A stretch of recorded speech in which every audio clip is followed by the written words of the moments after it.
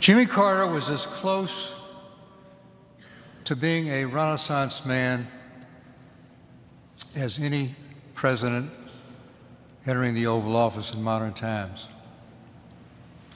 He was skilled in an astonishing array of activities: farmer, businessman, nuclear engineer, naval submarine officer, woodworker, painter, fly fisherman, music lover, poet, author, Sunday school teacher, creator of the Carter Center, and yes, loving husband, father, grandfather, and great-grandfather, and Nobel Peace Prize winner.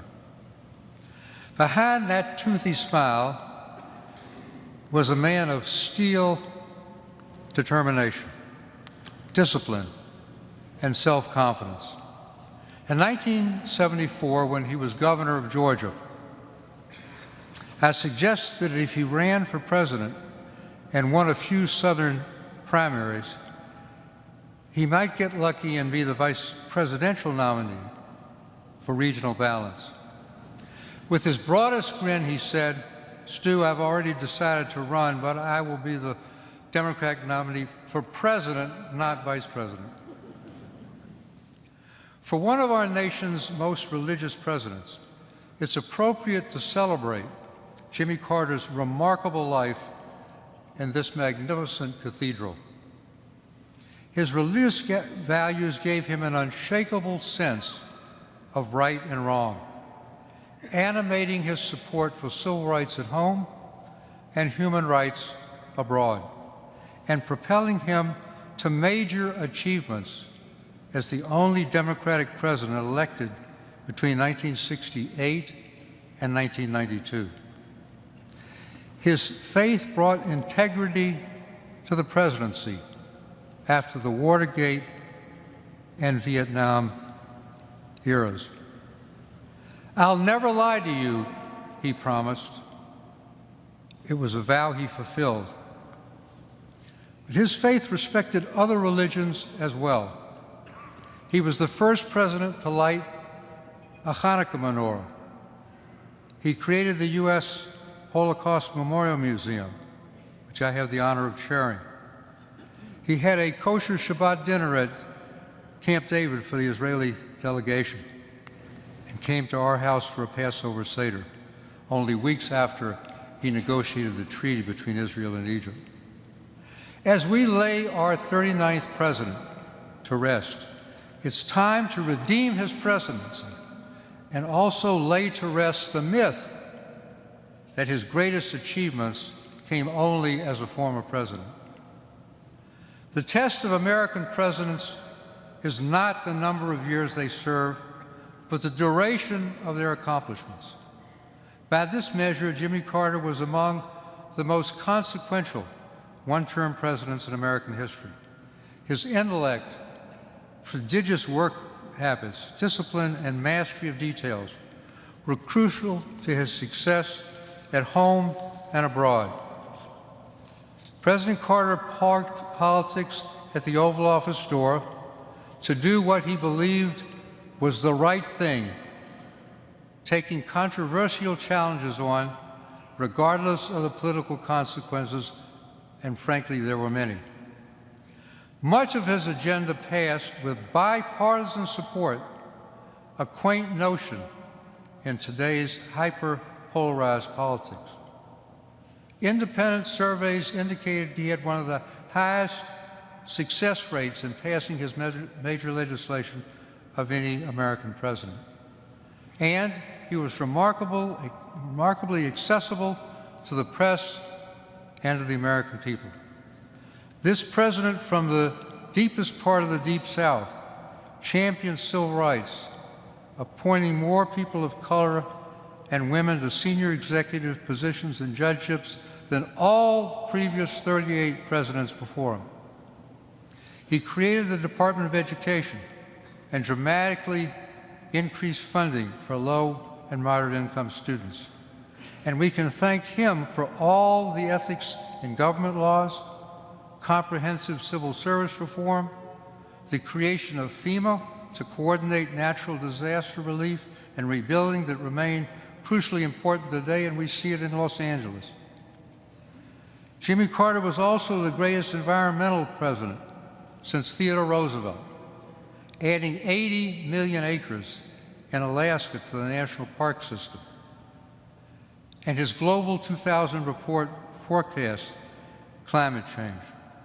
His energy bills were critical to move our country from dependence on foreign oil to energy security.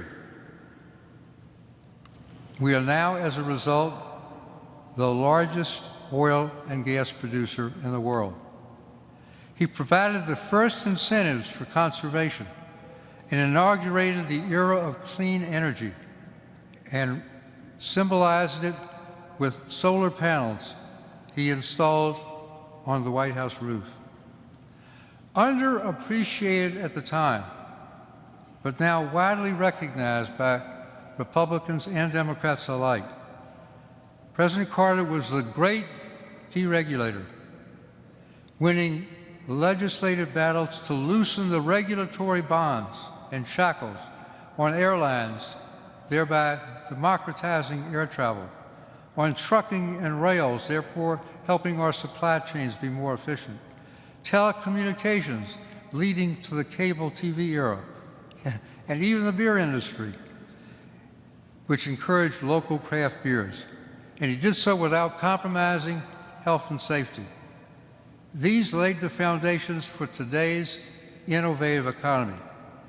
Nothing better embodies President Carter than how he dealt with the inflation that beleaguered the nation under three presidents, two Republican, Nixon and Ford, and himself, during the 1970s.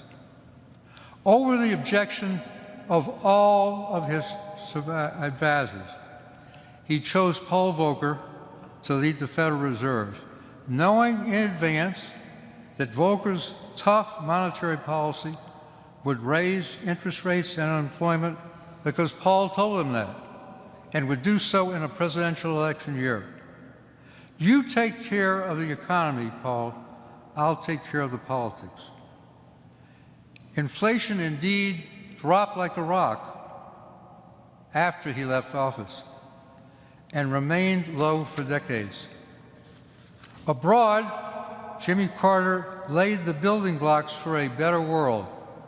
He was the first president to make human rights a priority for U.S. foreign policy. And this led directly to the release of thousands of political prisoners in Latin America and stimulated them to a lasting democratic transition.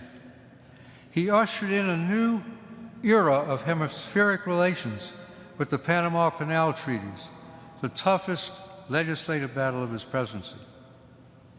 He uniquely combined the soft power of human rights, championing freedom for the communist East Bloc countries and tripling the emigration of Soviet Jews. He combined that with hard power, rebuilding America's military strength after its post-Watergate decline. He negotiated a major nuclear arms treaty with the Soviets, while at the same time initiated every single weapon system that came online in the 1980s. Those new weapons helped end the Cold War. He normalized relations with China, and even his critics applauded his tough measures after the Soviets invaded Afghanistan.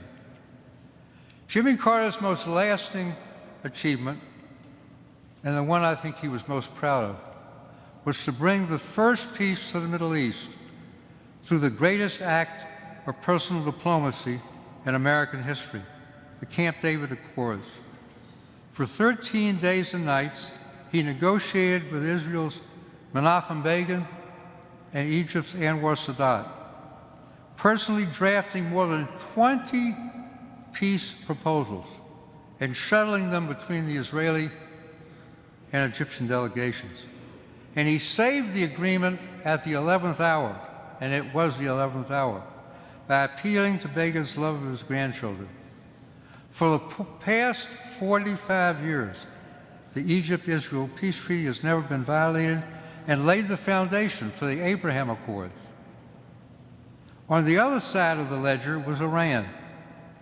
Jimmy Carter did not lose Iran, the Shah did. But the hostage crisis was a major factor in denying him a second term, despite his support for the Shah, because he placed the safe return of the hostages above his own political fortunes. He took full responsibility for the failure of the bold hostage rescue mission and worked tirelessly even after his bitter re-election defeat to Ronald Reagan, securing their release on the last day of his presidency.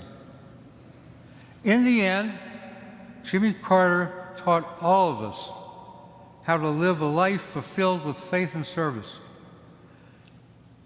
He said, "I have one life to live. I feel like God wants me to do the best I can do with it, to let me live my life so that it will be meaningful." Well, Mr. President, you've more than achieved that goal. He may not be a candidate for Mount Rushmore, but he belongs in the foothills of making the U.S. stronger and the world safer. Jimmy Carter has earned his place in heaven, but just as he was free with sometimes unsolicited advice for his presidential successors, the Lord of all creation should be ready for Jimmy's recommendations on how to make God's realm a more peaceful place.